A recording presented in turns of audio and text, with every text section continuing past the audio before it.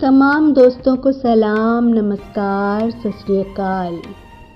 दोस्तों, क्या आप जानते हैं कि इंसान ने लिखना पढ़ना कैसे सीखा? चलें आज आपको ये कहानी सुनाती हूँ। कहानी है 5,500 साल पहले की। आप यकीनन सोचेंगे कि शायद यूनानियों ने लिखने पढ़ने की इब्तिदा की होगी, क्योंकि हम सुनते आए हैं कि यूनानी बहुत आलिम फाजिल हुआ करते थे। जी नहीं, ऐसा नहीं है। आज जहाँ इराक है, वहाँ हज़ारों साल पहले मेसोपोटामिया की रियासत हुआ करती थी। अगली वीडियो में आपको मेसोपोटामिया के बारे में बहुत सी बातें बताऊंगी, लेकिन आज हम तहरीर की इब्तिदा की बात करेंगे कि इंसान ने लिखना पढ़ना कब और कैसे शुरू किया। सबसे पहले तो दोस्तों ये जान लें कि ये सब जानने से आपको क्या फ़ायदा होगा। नंबर 1, ये कि आपके इल्म में वो बातें आएंगी जो आपको नहीं मालूम। हमारे नबी का फरमान तो आपको याद ही होगा ना कि इल्म हासिल करें, चाहे उसके लिए चीन जाना पड़े। और आजकल तो चीन जाना नहीं पड़ता। ये जो जादुई आला आपके हाथ में है, ये आपको दुनिया भर की सैर कराता है। 5,000 साल पुराने मेसोपोटामिया की भी नॉलेज आपकी शख्सियत में कॉन्फिडेंस बिल्ड करती है, और इल्म ज़िंदगी में कहीं ना कहीं काम ज़रूर आता है। तो चले कहानी की तरफ। दोस्तों, हज़ारों साल पहले जब इंसान ने शहरी रियासतें आबाद की, तब तक वो तहरीर का फ़न नहीं जानता था। यानी ज़बान इजाद हो चुकी थी, इंसान आपस में गुफ्तगू करता था, लेकिन वो लिखना पढ़ना नहीं जानता था।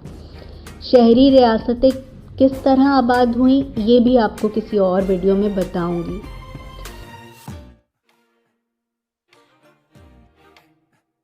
उस दौर में किसी शहरी रियासत का सबसे बड़ा इदारा उसका मंदिर हुआ करता था।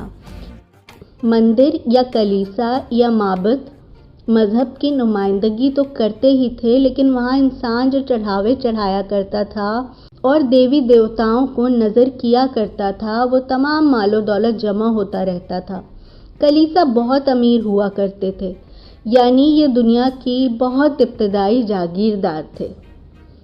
शुरू में तो दौलत का हिसाब ज़बानी रखा जाता था, लेकिन फिर ज़रूरत महसूस हुई कि कोई और तरीक़ा ईजाद किया जाए इस हिसाब किताब को महफूज रखने का।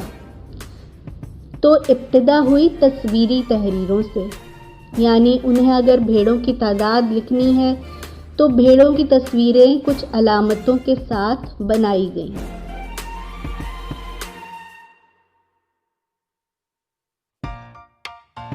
आप समझ रहे होंगे कि ये कागज़ कलम से बनी होंगी। जी नहीं, तब तक कागज़ कलम इजाद ना हुआ था। ये लोग गीली मिट्टी की तख्ती बनाते थे और उस पर सरकंडों के कलम से लिखते थे। तख्ती पर 4 खाने बना लिए जाते थे और फिर ऊपर से नीचे की तरफ लफ्ज़ खोदे जाते थे। फिर इस तख्ती को सुखाकर भट्टी में पका लिया जाता था।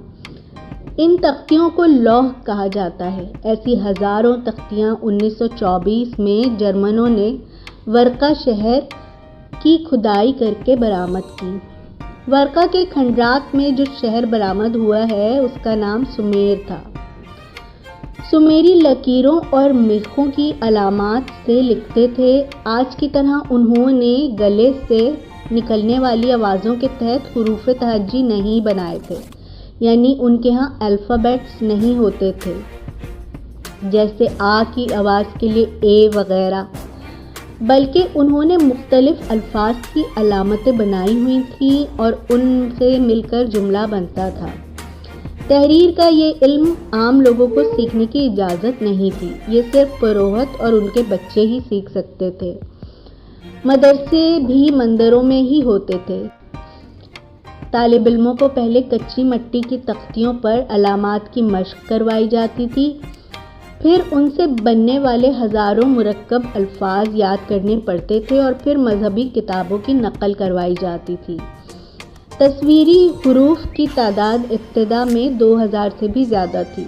सोचें, आपको 2000 अल्फ़ाबेट याद करने पड़े तो 100 سال کے اندر ہی اس تحریر نے اتنی ترقی کی کہ حروف کی تعداد 600 رہ گئی۔ رفتہ رفتہ تصویری حروف سمپلیفائی ہوتے رہے اور تصویریں ان میں سے ختم ہو کر علامات رہ گئیں۔ یہ انداز تحریر چند 100 سال تک رائج رہا اور پروہتوں تک ہی محدود رہا۔ اس کے بعد انسان نے الفابیٹ ایجاد کر لیے اور لکھنا کچھ آسان ہو گیا، لیکن کاغذ اس کے کئی 100 سال بعد ایجاد ہوا۔ تو دوستو، یہ تھی کہانی تحریر کی۔ پھر کسی ویڈیو میں آپ کو میسوپوٹیمیا کے بارے میں اور بہت سی دلچسپ باتیں بتاؤں گی۔